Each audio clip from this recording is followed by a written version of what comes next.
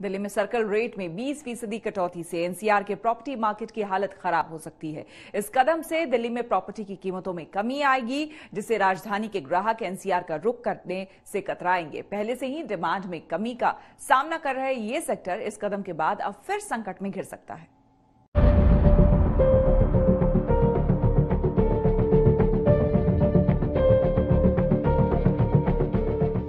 दिल्ली में circle rate में कमी के असर से एनसीआर के नोएडा, गाजियाबाद, गुरुग्राम और फरीदाबाद में प्रॉपर्टी की बिक्री में कमी आने की आशंका तेज हो गई है।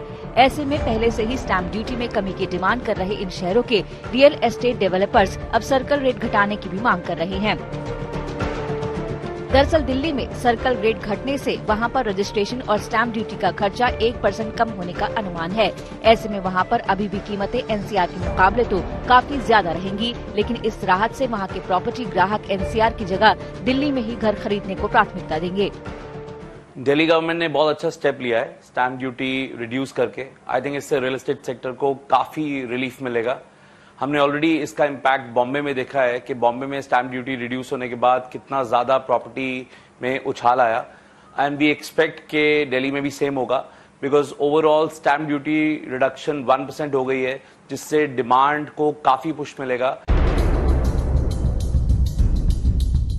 अगर दिल्ली के ग्राहक एनसीआर के मार्केट का रुख नहीं करेंगे तो पहले से ही डिमांड में कमी का सामना कर रहे एनसीआर के रियल एस्टेट मार्केट पर दबाव ज्यादा बढ़ सकता है।